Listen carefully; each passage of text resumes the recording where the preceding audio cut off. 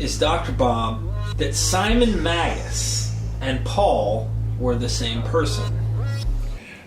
Well, I consider it very likely, but of course I know the evidence is fragmentary. It's just that you see certain things that coincide that you have to think probably wouldn't if there was nothing behind it. But this whole thing starts with F.C. Bauer, who in his book, The Church History of the First Three Centuries, good luck finding a copy, he says that if we want to understand the single story in the New Testament where Simon Magus is mentioned overtly in the book of Acts, what happens in this story? That Philip the deacon, one of the seven, goes to Samaria, and he sees that everybody is just swooning over this huckster, Simon the sorcerer, Simon Magus, or Magus like the Magi in Matthew, these Eastern mystics and magicians. Everybody just loves this guy because he's doing miracles publicly. Acts doesn't tell us what they were, though later on people come up with imaginative possibilities and such. But everybody is astounded, and then Philip gets on stage basically and preaches the gospel of Jesus, and everybody is even more wowed than that. It doesn't even say Philip had any rival miracles, but they get converted and Philip baptizes them. But strangely, they don't receive the Holy Spirit on the spot as they sort of should. And so the word of the conversion of the Samaritans, and including Simon himself, he jumps on the bandwagon. Well, Philip, I guess, sends word to Jerusalem to the apostles and elders, hey, the Samaritans are on board. And so Peter and John come to impart the Holy Spirit, which again is kind of odd because why didn't they get it before? Well, the reason, of course, is that Luke has this ecclesiastical agenda that he wants to safeguard the distinctiveness of the apostles and their authority, and to legitimate the Samaritan Christians by saying they've got the apostolic imprimatur. So they do lay hands on the baptized Samaritans, and they receive the Holy Spirit. Well, Simon Magus sees this. Well, what did he see? Well, it implies clearly that he must have seen something out of the ordinary.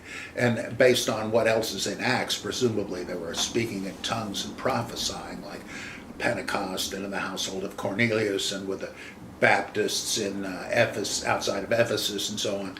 But he says to Peter, can you teach me how to do this? I'll be happy to pay you. As professional courtesy, he thinks. And Peter recoils and says, you son of the devil, you have neither part nor lot in this ministry, because I can see you're trapped in the chains of the devil and so on. And he says to him, no, you're going to be damned. In other words, he says, no, please say that's not true. And what I'm leaving out a key thing. He just says, you thought you could buy the gift of God with money. And C.S. Lewis, that's J.B. Phillips translates, to hell with you and your money. Says, no, please. What is this about? I mean, that's where it ends. Bauer says, I think I know what's going on there, because in the second century pseudo-Clementine romance, as they call it, there were two versions of this novel, this Christian novel, supposedly by Clement of Rome, the Clementine homilies, the Clementine recognitions.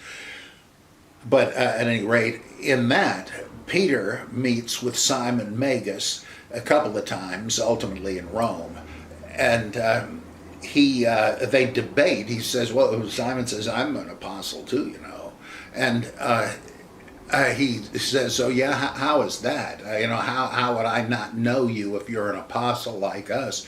Well, Jesus appeared to me and told me and stuff, and he says, "I don't know what you're smoking, buddy, but we saw Jesus. He entrusted his teaching to us. We know what he said, and he didn't say what you're saying. You're no apostle." And his doctrine, Irenaeus tells us, was that you could be forgiven by the grace of God and need not keep the Torah. Who does this remind us of? Bauer said. This is certainly a kind of sanitized version of the dispute between Peter and Paul in Galatia, I guess it's, where the heck was it? Yeah, I guess it was in Galatia anyway, where Peter is happy to sit at the non-kosher table with and so on. Well, he says that's what this is transparently in the Clementine text. When you take a look back at Acts, it becomes even clearer, because what is the gift of something the apostles can do that he would like to do and offers money for it? Well, in Galatians, again, isn't that Paul going to Jerusalem to the pillar apostles saying, if you will recognize me as an apostle, I'll collect money from my churches to support you. And in that case, they go along with it. But Bauer said, surely that's the point of the Simon Magus story.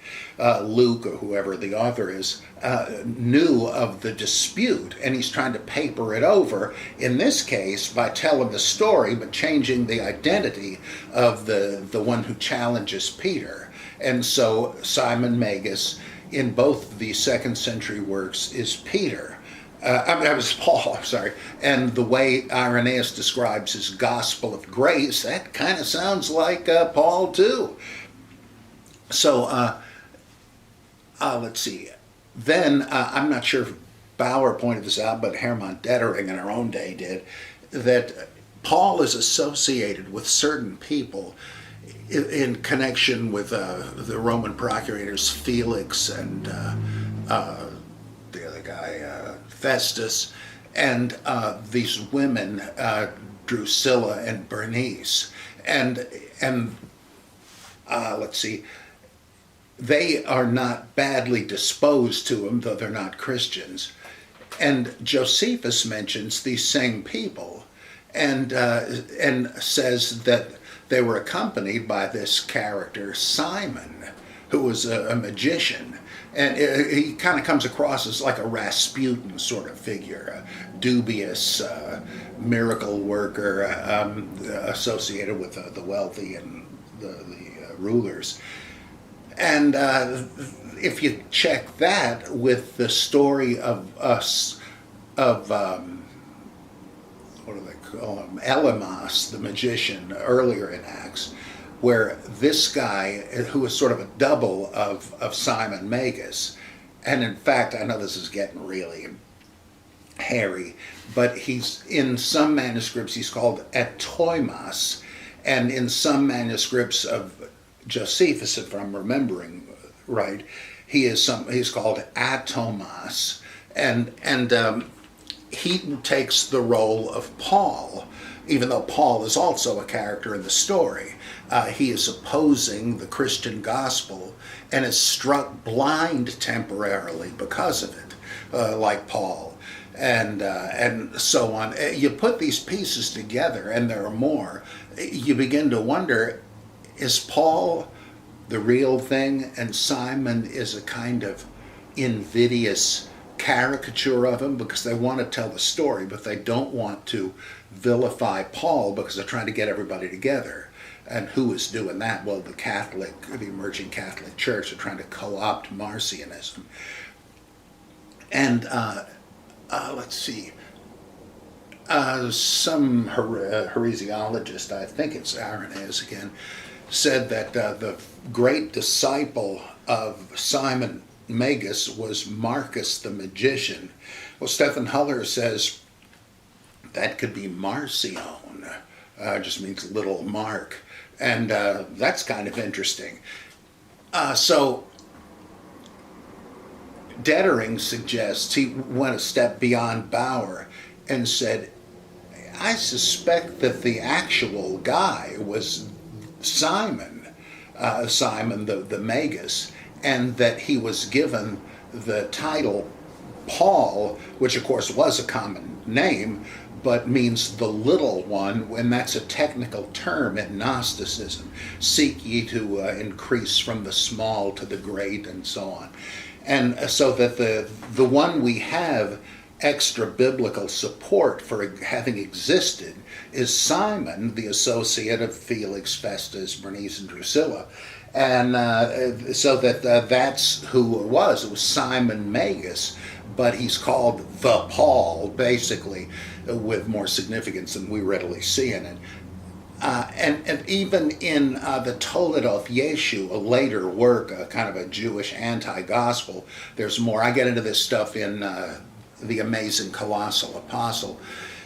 So I think, again, it makes the most sense to me if the historical Paul was Simon Magus, and that he may even have written part of the letter to the Romans. But there again, that I admit is just guesswork. There's a section of it that would kind of fit with the grace preaching that Irenaeus attributes to him.